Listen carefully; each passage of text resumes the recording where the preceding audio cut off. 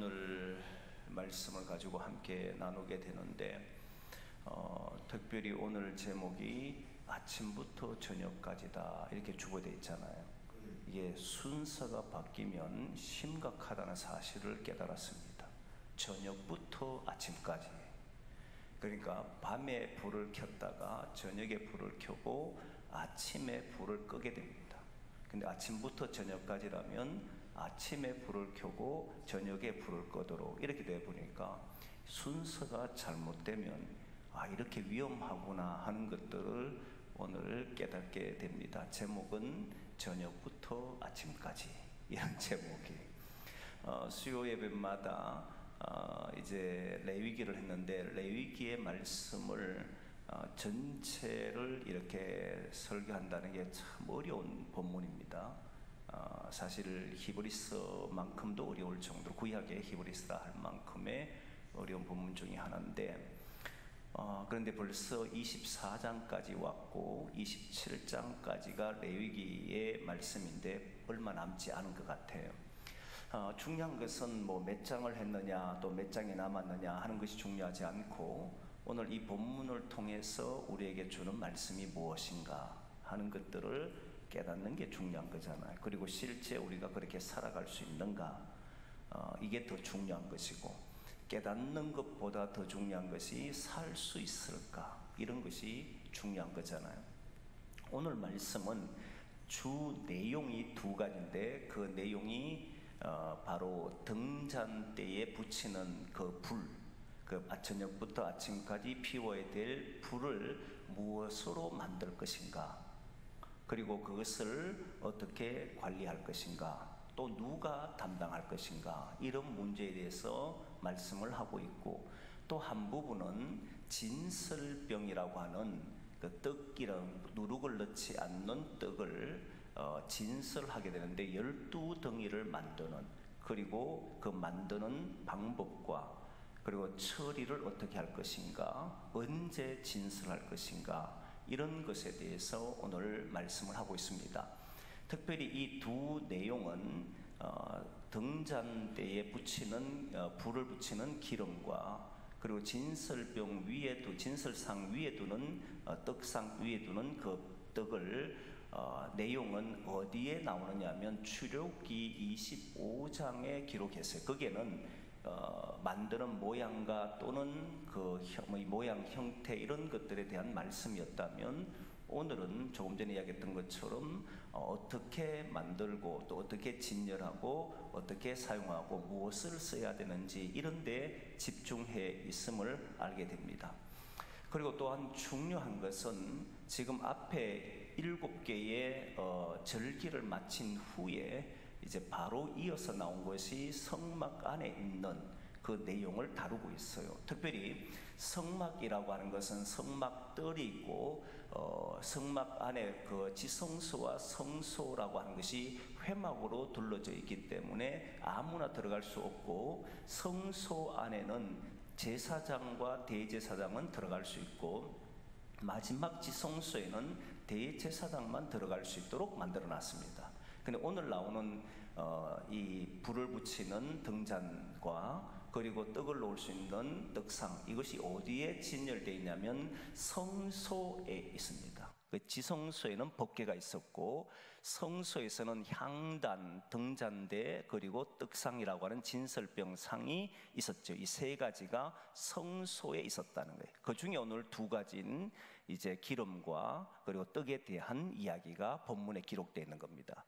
이 내용을 가지고 말씀을 하는데, 첫 번째는 진설병상은 두 번째 다룰 것이고, 등잔에 썼던 기름에 대해서 먼저 다룰 생각입니다. 그 내용을 보면 진설병상에 대한 이야기는 이제 몇 절부터 나오냐면 5절부터 시작해서 그 다음 절이고, 1절부터 4절까지가 등잔대에 쓰는 기름인데, 그 기름을 무엇으로 만들라고 말씀하시냐면 감나무로 찧어낸 기름, 이렇게 순결한 기름, 이렇게 나왔습니다. 감나무로 찧어낸 순결한 기름을 사용해라 라고 했을 때, 이 감나무로 찧어낸 것은 감람나무에서 나온 것을 말을 하게 됩니다. 감람나무의 열매예요. 추출하는 방법은 감람나무를 여기에서도 찧어낸 것이니까 그것을 찧어서 열매를 찧어서 그리고 거름이나 뭐 어떤 종이 있잖아요. 요즘은 말하면 그럼 종이 되겠지만 그때는 천 이런 곳을 해서 거기에서 기름을 이렇게 짜두려서 하나도 불순물이 들어갈 수 없도록 만든 기름이에요.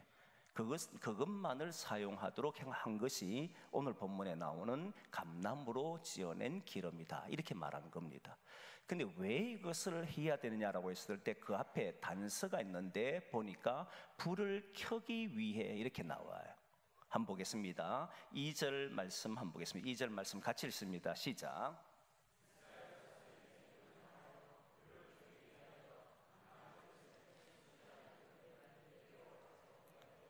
계속해서 등잔불을 켜둘지며. 자, 여기 보면 감나무로 지어낸 순결한 기름을 4개로 가져오게 하는데 뭘 위해서 냐면 고 보니까 이스라엘 자손에게 명령하여 불을 켜기 위하여 이렇게 나왔잖아요. 그 불을 켠다는 거예요. 왜 불이 필요하지? 그러면 이제 생각한 불은 당연히 낮에는 켤 이유가 없으니까 밤에 되어서 켜는 것인가? 그래, 밤이면 왜 성막에 밤에도 불을 켜야 되는가? 라고 했을 때 성막은 4겹으로 쌓였습니다. 물론 테두리는 이제 성막 휘장으로 되어 있고 그 위에 비가 오거나 이런 것들을 막기 위해서 여러 겹을 두겠는데 하나는 청색, 황색, 홍색, 가는개꽃 배실로 만든 그런 천으로 만든 것으로 덮게 되어 있어요. 그 다음에는 염소 털로 만든 가죽, 염소의 가죽으로 만든 그것을 그 위에 덮습니다. 4겹으로 덮게 되는데 2번째는 그렇게 덮고 3번째는 그 위에 염소 가죽 털로 붙여둔 그 위에다가 붉은 수양을 가죽을 갖다가 만들어서 덮게 되어 있습니다. 맨 위에는 수양은 3번째고 그 해달의 가죽이 있잖아요. 비를 피하기 위해서 비가 내렸을 때는 그 천막이 적지 않도록, 막이 적지 않도록 하기 위해서 거기에는 수달의 가죽으로 해서 그거를 해달의 가죽이라는데 해달의 가죽을 해서 덮도록 되어 있습니다. 이게 4중으로 되어 있다 보니까 쉽게 밤 되면 그게 캄캄해져 버려요. 물론 밤에는 캄캄하긴 하지만 근데 이렇게 보호하는 거 했고 낮에도 그렇지만 낮에는 보면 햇빛이라도 들어갈 수 있는데 밤 되면 아무것도 들어갈 수 없는 상태가 되어버립니다. 근데 문제는 밤이라고 해도 굳이 들어갈 이유가 없다면 불을 켜놓을 이유가 없잖아요. 지금으로 보면 성전에 매일 낮에는 빛으로 밤에는 이 기름으로 난 이 등잔대 불을 밝힘으로 계속해서 그 성막 안에는 빛이 비치도록 했다 이 말이잖아요. 굳이 그럴 필요가 뭐 있을까? 지금 같으면 성전에 밤에는 불 켜놓고 낮에는 불을 끄나도 화나니까 그렇게 지내, 이런 식의 이야기단 말이에요. 근데 굳이 그렇게 불을 피운다는 건 밤에 그들이 할 일이 있는가? 그렇지 않았습니다. 밤에는 휘장의 성막 안에 들어갈, 성소 안에 들어갈 이유가 그렇게 없어요. 근데 왜 이렇게 불을 켜느냐면 이제 우리는 이미 출애굽기를 통해서 말씀을 들었기 때문인데 이게 진설병상과 연결해서 봐야 된다, 그렇게 이야기를 했잖아요. 진설병상은 이스라엘의 12지파를 의미했습니다. 그 진설되는 그 위에 떡이 뭐냐면 12덩이로 만들게 되는데 12덩이가 바로 12지파를 상징했고, 그리고 등잔대라고 하는 이것은 하나님께서 그 빛을 비추음으로써 진설병 앞에 두도록 돼 있어요.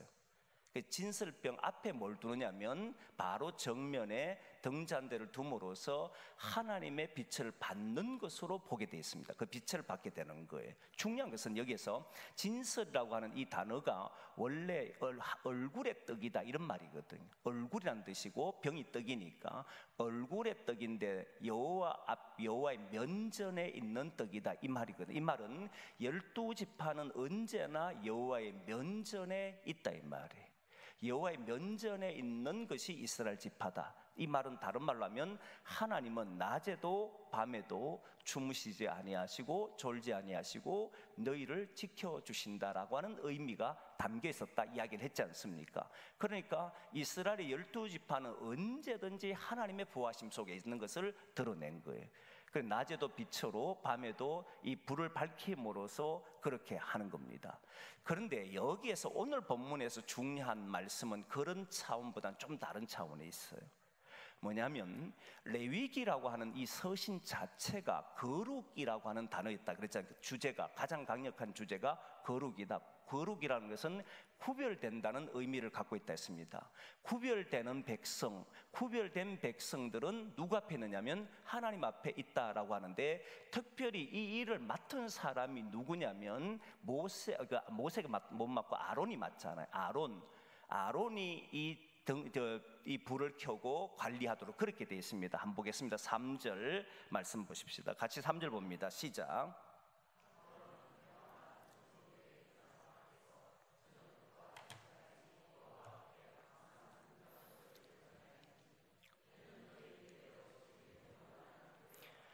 아멘. 여기에 보면 아론도 대제사장으로서 선택된 사람이지만 선택된 이스라엘 백성들 중에도 구별된 사람이에요.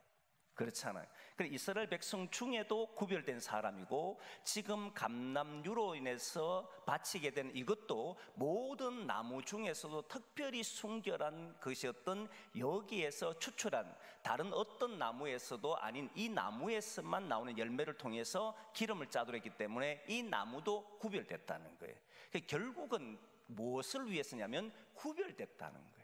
조금 뒤에 나오는 진설병이라고 하는 12지파도 구별된 지파인데, 하나님께서 왜 이스라엘 백성들을 밤낮으로 지키느냐라고 했을 때 그들은 구별된 민족이었기 때문이다. 하나님께서 거룩하다라고 택한 백성이기 때문에 낮에도 지키시지만 밤에도 불을 켜서 지킨다, 이런 의미를 갖는 거예요. 그래서 여러분, 감람유로 이야기할 때 순결한 감람으로 지어낸 기름을 이렇게 할 때 순결한 단어가 히브리어로 자크라고 하는 단어인데, 이 자크는 순결하다, 깨끗하다라고 하는 의미도 있지만 밝다, 빛나다라고 하는 의미도 함께 있습니다. 그러니까 이 감람유를 통해서 불을 밝혔을 때 그곳이 밝아진다, 깨끗해진다, 환해진다라고 하는 의미를 갖고 있는 거예요. 결국 그러면 성막 안에 있는 성소나 지성소가 이 등잔대에서 불을 밝힘으로 깨끗해지고 그 안에는 모두가 하나님의 보호하심 속에 있음을 이야기하더라는 거예요. 그것까지가 이제 지난번 얘기하고, 지금 여기에서는 거룩을 강조한다는 거예요. 무엇을 이야기하냐면 이런 겁니다. 이스라엘 백성들이 하나님께서 특별히 불을 밝혀서 백성들을 보호하고 지킨다는 의미가 있다라고 하는 것은 이야기했잖아요. 이제 백성들이 그러면 어떻게 거룩해질 수 있는가를 오늘 말씀하는 거예요. 거룩하다라고 했을 때 너는 택함 받았으니까 거룩해, 이건 다 이야기하는 소리지 않습니까? 그런데 네가 거룩해지려고 하면 하나님의 보호하심을 받기 때문에 거룩한가라고 했을 때 그게 맞지만, 오늘 본문에서는 이 빛을 비춤으로써 12지파를 향해 있을 때에 이 백성이 거룩하게 되는 길이 뭐냐면, 언제나 이스라엘 백성들은 어디에 빛을 받아야 되냐면 여호와의 빛을 받아야만 거룩한 존재로 살 수 있는 것이야 라고 하는 의미가 여기에 있다는 거예요. 25장, 출애굽기 25장 이런 데 있는 20도 28장 좀 가면 그런 내용들이 나오는데, 거기에 보면 그것은 특별히 이스라엘 백성들을 지킨다, 보호한다는 의미가 강력하게 됐지만, 레위기에는 거룩함 그리고 구별됨이란 단어를 쓰므로 이것이 어떻게 연결되냐 봤더니, 하나님은 우리에게, 이스라엘 백성들에게, 12지파에게 거룩하기를 원하는구나. 이 레위기 자체가 거룩이었기 때문에 거룩한 것을 원하는데 어떻게 하면 거룩할 수 있을까? 그 불을 계속 켜서 있어야 되는데, 결국 이스라엘 12지파는 누구 앞에서 살아야만 거룩하다는 겁니까? 하나님 앞에 살아야만 거룩한 것이다. 너희들이 불을 꺼트려 버리면, 저녁에 여호와의 불이 그 빛이 비치는 것이 꺼져버리면 너희들 또한 거룩하지를 않아. 너희들이 거룩하기를 원한다면 언제나 빛이신 하나님의 얼굴이 비춰져야 되는 거야, 이 말을 하는 거예요. 그래서 여러분, 대제사장의 축복문을 보면, 민수기 6장의 말씀 보면 여호와의 얼굴이 너희를 향하여 비추사 뭐가 오는 겁니까? 은혜와 평강이 오는 거잖아요. 너희를 향하여 얼굴을 드사 평강이 오고, 너희를 향하여 얼굴을 비추니까 뭐가 온다는 거예요? 은혜가 온다잖아요. 그럼 은혜와 평강이란 이런 단어는 바로 거룩한 백성에게 내려진 단어예요. 근데 어둠이 틈타면 어떤 일이 벌어지냐면 그곳이 하나님의 택한 장소가, 그곳이 하나님이 비추시는 장소가 아니고 어둠, 빛이 사라져버리면, 거룩한 자가 그 빛을 윤리하지 못하고 사라지게 돼버리면 그곳은 어둠이 틈타게 되는데, 어둠이 틈탔을 때는 하나님 빛이 없기 때문에 바로 불안과 두려움에 떨어져 버린다는 거예요. 그러면 거룩하다는 게 뭐냐, 구별된 것이 뭐냐라고 했을 때, 신앙인이 구별된다, 거룩한다는 이 말은 뭐냐라고 했을 때, 우리는 세상의 사람들과 다른 삶을 삽니다, 이 말이었다고 했잖아요. 거룩은 결국 뭐냐, 삶이라고 했거든요. 기독인의 삶과 하나님 택한 사람의 삶과 그렇지 않는 사람의 삶이 다르다, 이래서 거룩하다는 거잖아요. 하나님은 다른 것과 비교가 되질 않아요. 하나님은 자체가 거룩하기 때문에 비교의 대상이 없습니다. 그런데 택한 사람은 비교의 대상이 있어요. 뭐가 비교되냐면 결국 세상 사람들과 비교할 수밖에 없잖아요. 그러면 우리는 같이 살아간단 말이에요. 직장 생활하든 세상에 놓여 살아보면 모든 사람이 같은 환경에서, 같은 조건에서 살아가는 거잖아요. 현실에 보면 다 동일한 현실에 살아가는데, 그러면 어떻게 구별될 수 있는가라고 물어보면, 구별될 수 있는 방법이 뭐냐면 삶의 방법의 차이가 있어야 된다 이 말이잖아요. 그러면 택한 사람의 삶의 방법의 차이가 뭐냐면 은혜와 평강이 있는 삶이 돼야 되고, 기쁨과 그리고 담대하고 하나님 주신 그 일들로 해서 그 마음에 세상이 빼앗아갈 수 없는 것들이 있어야 된단 말이잖아요. 아니면 어둠에 속해서 우리는 살아갈 수밖에 없거든요. 그러니까 하나님은 밤에 불을 켜서 아침에 불을 끄므로, 낮에는 햇빛으로 밤에는 불빛으로 우리를 언제나 비추어서 우리가 그 안에 있기를 원하는 것이 하나님의 뜻이다, 이렇게 나온 거잖아요. 그렇다면 우리는 어떻게 하면 언제나 하나님이 원하 주시려고 하는 이 은혜와 평강이 현재 우리의 삶에서 이루어질 수 있느냐를 봤더니, 그것이 뭐냐면 하나님의 얼굴이 항상 우리를 비춰줘야만 된다는, 다른 말로 하면 우리가 하나님 안에, 하나님의 안에 살려고, 그의 빛을 받으려고 언제나 그의 빛이 우리에게 임하기를 소원하고, 우리 속에서 주의 얼굴이 떠나지 않도록 그때 비로소 우리는 거룩한 자의 삶을 살아간다. 다른 말로 하면 은혜와 평강이 있는 삶을 살게 된다 이 말이. 여호와의 얼굴이 우리에게서 숨어버리거나 뒤로 돌려버리거나 감춰버리면 바로 우리에게는 어둠이 주는 강력한 힘에 의해서 우리는 넘어질 수밖에 없는 존재가 된다 이 말이잖아요. 그래서 여러분, 오늘 이 말씀을 가지고 함께 우리가 고민할 것은, 나는 날마다 하나님의 얼굴의 빛이 우리의 가정에 비추고 있는가, 나의 삶에 비치고 있는가를 고민하는 거예요. 그러면 이제 기도하는 방향이 다 다르잖아요. 기도할 때 하나님의 얼굴의 빛을 우리에게 비춰주십시오. 주의 얼굴을 우리를 향하여 들어주십시오. 우리가 주님 안에 있겠습니다. 주님 앞에 있겠습니다. 우리가 있는 모든 곳에 어둠이 틈타지 말고 빛이 비칠 수 있는 곳이 되게 해주십시오. 낮에나 밤에나, 밤에나 낮에나 언제나 주님이 함께하는 사람이 되게 해달라. 이것이 우리의 기도가 돼야 한다는 거예요. 그래야 우리는 이 세상의 사람들과 구별되게 살아갈 수 있다, 그렇게 말하는 거잖아요.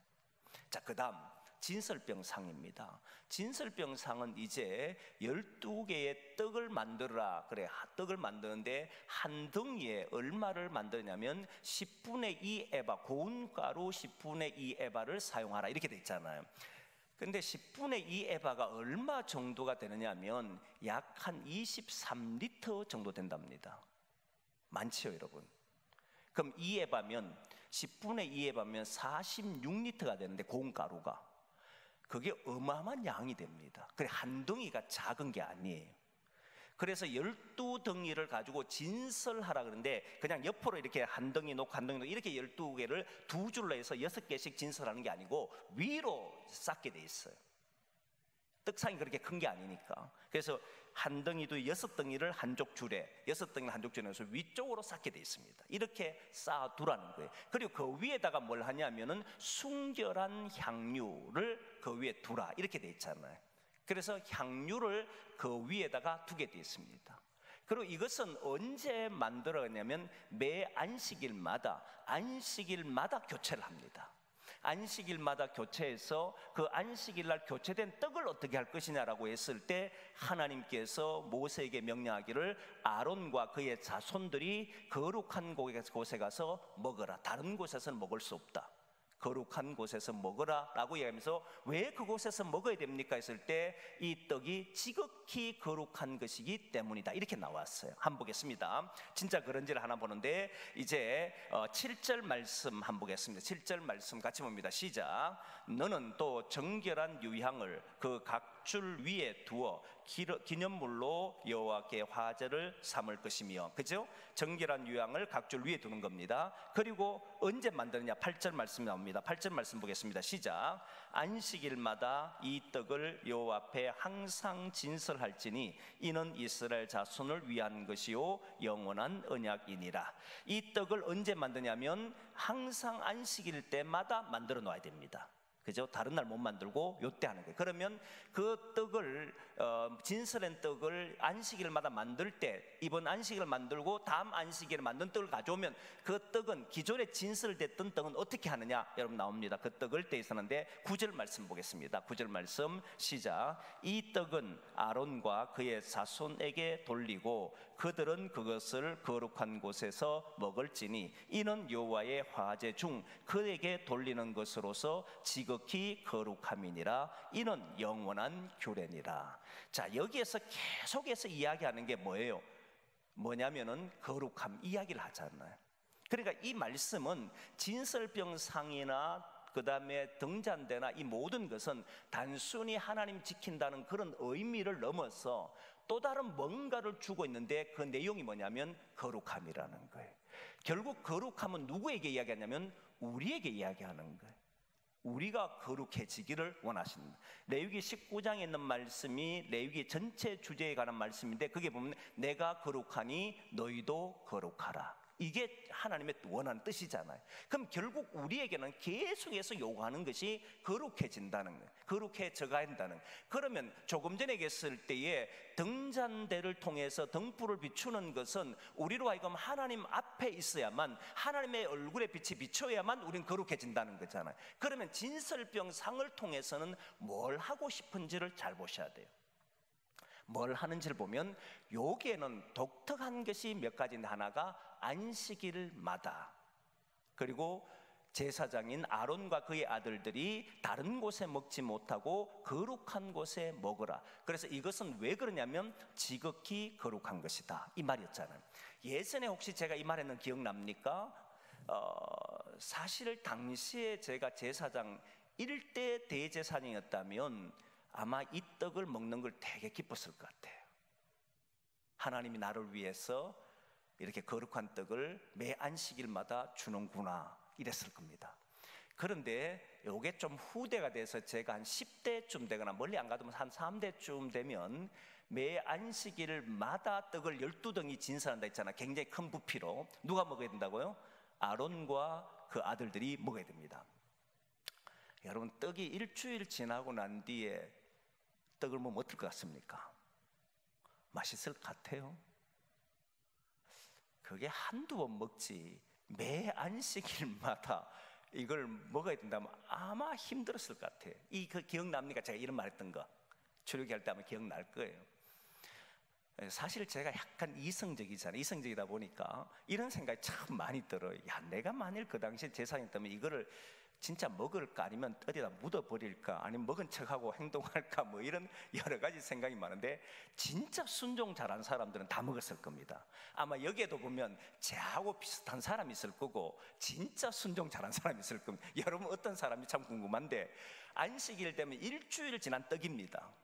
일주일 지난 떡이 약 한 46리터 되는 그 고운가루를 만들었으니 그 부피도 많을 건데 그거를 어떻게 먹지? 이런 생각이 굉장히 많이 들어요. 그건 예전에 제가 얘기했던 말이고, 오늘 중요한 것은 이게 거룩함과 연결해서 보려고 하는 거예요. 거룩한 바, 이 떡은 거룩한 것이다. 근데 왜 매 안식일마다 라고 했냐 했을 때, 이 떡은 지난번에 조금 전에 이야기했지만 지난번에 얘기했고, 12등이라는 것은 12지파를 의미한다는 건 누가 봐도 다 아는 이야기잖아요. 당연합니다. 12지파를 2개 만들어서 떡을 하는데, 이 떡은 여러분 놀랍게도 언제나 시간이 지나면 점점 원래의 모습이 아니게 돼버립니다. 맛도 그리고 성질도 많이 달라집니다. 그러니까 매 안식일마다 거룩한 성일이 될 때마다 이든 날마다 하나님 앞에 서야 되잖아요. 그러니까 12지파도 사람이기 때문에 이 떡도 만든 어떤 그런 것이기 때문에 부패할 수밖에. 여러분 금으로 만들어놔서 얼마나 좋겠어요. 다음날 안 해도 되고, 아예 처음부터 떡을 만들어가 금칠해가지고 안에 부패도 안 되고 그 다음 변질도 안 되고 다 만들어 놓으면 다음에 또 올릴 필요도 없이 그렇잖아요. 그런데 인간은 언제나 시간이 지나면 달라진다는 겁니다. 하나님께서 제7일 동안에 천지를 창조한 6일 동안 창조하시 7일째는 안식함으로 완성하잖아요. 6일 동안 사람이 일하면 7일째는 하나님이 쉬신데 하나님은 쉴 필요가 없잖아요. 하나님은 이미 구별되신 분이기 때문에 세상 누구도 비교할 수가 없습니다. 하나님은 쉬지 않아도 영원히 일하셔도 문제가 하나도 없어요. 그러나 인간은 6일을 일하고 나면 7일째는 지친다는 거예요. 모든 인간이 가지고 있는 이게 한계. 어떤 사람은 뭐 하루 만에 지칠 사람도 있겠고, 어떤 사람은 일주를 갈 수도 있겠고, 어떤 사람은 2주도 갈 수 있겠지만 기본적으로 인간은 세월이 지나면 지날수록 점점 약해질 수밖에 없다는 거예요. 근데 그 약해짐이 뭐냐면 육체의 약해짐도 있지만 그 안에 있는 마음도 약해져 갑니다. 점점. 다른 말로 하면 점점 하나님의 뜻과는 다르게 살 수밖에 없다는 것을 알게 됩니다. 자, 그런데 지난 시간에 7대 절기를 하면서 3대 절기가 바로 나왔습니다. 이스라엘 모든 남자들은 3대 절기를 꼭 예루살렘에 와서 지켜라 그랬잖아요. 그 원인에 대해서 이야기를 다 했습니다. 그 원인은 사람은 흩어져 지내다 보면 하나님을 섬긴다라고 말하지만 그 하나님 섬기는 방법이 사람마다 다르기 때문에 같은 곳에서 말씀이 안 나오면 다르게 만들어집니다. 그리고 실제 하나님이 맞는지가 의문스러울 때가 많습니다. 그래서 이들의 동질성을 유지하기 위해서는 1년에 3차례는 누구든지 반드시 이스라엘 성전에 와서 함께 한 곳에서 나오는 말씀을 듣고 움직이도록 되어 있습니다. 이들의 이스라엘의 정체성을 그대로 유지했습니다. 그런데 이 진설병상은 일주일에 한 번씩 해야 합니다. 모든 사람은, 이스라엘 모든 사람은 하나님 앞에 반드시 일주일에 한 번은 지켜야만 거룩함이 유지되더라, 이 말이에요. 우리 인간은 스스로 자기를 지킬 수 없다는 겁니다. 가만히 두면 어둠에 놓여 돼가지고 어둠의 지배 아래 놓여서 우리 자신이 부패해져 가고 우리의 생각이 달라져 가고 우리의 육신이 후패하는 것처럼 우리의 마음도 그렇게 잡혀가더라는 거예요. 그런데 그때마다 일주일에 한 번은 반드시 주님 앞에 서서 주님 앞에 그 새롭게 진설됨으로 새 마음과 새 뜻을 가지고 하나님의 말씀을 듣고 다시 거룩한 자로 살아가야 한다는 것을 말씀하는 거예요. 그러고 보니까 참 의미가 있잖아요. 우리가 주일마다 주님 앞에 나오는 것, 여러분 한 번 예배 드리러 오는 것이 아니다. 제가 몇 번을 이야기했잖아요. 우리는 주일이기 때문에 하나님 앞에 보이는 것이 아니다. 저와 여러분은 하나님으로부터 은혜를 공급받지 못하고서는 한 주를 살 수 없는 사람들이잖아요. 그러면 여러분 주일날 교회에 오는 것은 무엇을 의미하냐면 주님의 그 부활의 능력에 우리가 참여하고 주님 주신 은혜에 우리가 속해지고 그 받은 은혜를 가지고 우리의 삶에 나가도록 하는 그 통로가 어디라는 겁니까? 바로 교회라는 거예요. 이걸 잊어버려서는 안 된다는 거예요. 여러분 이걸 잊어버린 사람 너무 많아요. 다시 말하면 가정의 기능도 잊어버린 사람 많습니다. 가정이 어떤 곳이냐면 하루의 삶을 살다가 지친 사람들, 하루 동안 정말 애쓰고 수고하잖아요. 그러면 가정에 들어오면 그 집은 원래 안식처로 주신 거잖아요. 그럼 그 가정에 살아갈 들어올 때는 거기에는 쉼이 있고 마음의 평안이 있고 서로가 격려하고 위로하는 그런 장소가 바로 가정이라고 하는 보금자리잖아요. 그리고 거기에는 잠을 하루 자고 일어나면 내일 하루를 살아갈 수 있는 힘을 얻게 돼 있거든요. 그러니까 여러분 보면 기독교는 성경에서 말하는 것은 우리가 모인 이유가 뭐냐면 다 돕는 배필이에요. 도우라고 하는 거예요. 이걸 잊어버리면 큰일 나요. 여러분 성경에 보면 사도행전 보면 놀랐지 않았습니까? 저는 사도행전을 보면서 사도행전 교회가 가난한 자가 없었다는 건 참 이해하기가 어려운 건데, 어떻게 가난한 자가 없을 수 있을까? 사람이 살아가는데 이때를 보면 서로가 서로를 도울 때만 가난한 자가 없어요. 누가 일방적으로 도와서는 가난한 자는 반드시 생기고 점점 그 사회는 떨어지게 됐습니다. 저는 성경의 정신을 가지고 사회주의라고 부르는 사람들을 보면 이해를 못해 성경을 잘못 알고 있는 겁니다. 뭐냐면 보십시오. 강제를 통해서 누군가의 가지고 있는 것을 빼앗아서 전체에게 나눠주면 전체 사회 잘 살 것처럼 보이죠? 안 그렇습니다. 일하지 않아도 나는 살 수 있네라고 생각하는 순간에 점점 그 사회는 무너져가게 됐습니다. 스스로 자발적으로 할 때만 가능하거든요. 있는 사람이 없는 사람을 보면서 자기의 있는 것을 내놓고, 이때 있는 사람이라는 건 여러분 물질만 생각하면 안 돼요. 물질을 많이 가지고 있는 사람은 물질을 통해서 다른 사람을 돕는다면, 자신이 힘이 있는 사람들은, 시간이 있는 사람은 그 시간이 있는 것으로 그 사람을 위해 사는 거예요. 초대교회를 다시 한번 생각해 보면 초대교회는 가난한 자가 많았습니다. 대부분이 가난한 자였어요. 그런 일자리 찾기 어려웠습니다. 그런데 그게 예수님을 믿던 사람들이 자신에 있는 물질을 내놓았어요. 그러니까 가난한 사람들이 뭘 하느냐면 자기들은 시간을 내놓고 자기들은 힘을 내놨어요. 그 집안 일을 해주고 그 집안의 토지를 경작해주고 이렇게 돼버렸습니다. 그러면 거기에는 뭐가 있겠습니까? 가난한 사람이 있겠습니까? 없더라. 무조건 받는 사람이 없다는 거예요. 받는 사람만 존재하는 곳은 위험한 사회입니다. 모두가 자기에 있는 것으로 서로 나누고 격려하고 도와줄 때가 그곳이 모든 것이 회복되더라. 이게 초대교회가 보여준 일이었거든요. 그러니까 가정에 돌아오면 이런 겁니다. 가정에 돌아오면 하루를 살았을 때 서로 위로하는 게, 집에 있는 사람이든 밖에서 일한 사람이든 둘 다 밖에 있어야 했던 상관없어요. 오면은 수고했다 위로해주고, 참 고생했다 서로가 응원해주고, 그리고 하루를 자고 일어나면 새 힘을 얻는 것이 뭐가 되냐면 기독인이 있는 가정이 되잖아요. 그러면 하루의 힘을 제공하는 것은 어디라는 겁니까? 가정이라는 거예요. 그런데 그렇게 해도 인간은 늘 지칠 수밖에 없는 것이 사람이잖아요. 그래서 일주일에 한 번씩 반드시 하나님 앞에 섰을 때만이 그들은 늘 새롭게 되더라라고 하는 것이 바로 진설병상에 담겨 있는 이들에게 준 하나님의 말씀이라는 거예요. 그럼 이들은 매 안식일마다 새로운 떡이 들어갈 때마다 우리가 새로워지는구나, 이제 우리가 하나님의 면제낸 떡이니까 우리가 새로운 날들을 사는 것이구나, 늘 희망을 갖게 되고, 늘 거기에서 자기 사는 삶에서 부딪히게 됐을 때 오는 거기에서 하나님 앞에 내가 있다는 확신을 갖게 되고, 마음을 부패하게 만들거나 자기 마음을 타락하게 만드는 일을 하지 않더라는 거예요. 그게 명확하면. 이게 명확하지 않으면 이스라엘 사람이라고 해도 예외 없이 전부 타락합니다. 기독인이라 할지라도 예외 없이 다 부패합니다. 그래서 저와 여러분들은 성전에 올 때마다 뭐 한다는 거예요? 하나님께서 내게 오늘 은혜를 주셔서 그 은혜로 나는 하루를 살아가겠노라. 이 한 주간을 주님 주신 힘으로 살겠노라. 그걸 공급받고 나가는 저와 여러분 되고, 그걸 공급해 줄 수 있는 교회가 어디라는 거예요? 여기가 되기를 원하는 거예요. 정말 그런 곳을 사모해보자. 꿈을 같이 꿔야 돼요. 여러분 성경에 보면 비전이 없는 사람은 방자에 행한다 했는데, 비전은 여러분 보는 것인데 뭘 보느냐? 미래를 보는 거예요. 그런데 인간은 미래를 볼 수가 없잖아요. 근데 사람들에게 물으면 네 꿈이 뭐냐 물으면 대부분 뭐라고 얘기하냐면 직업을 이야기합니다.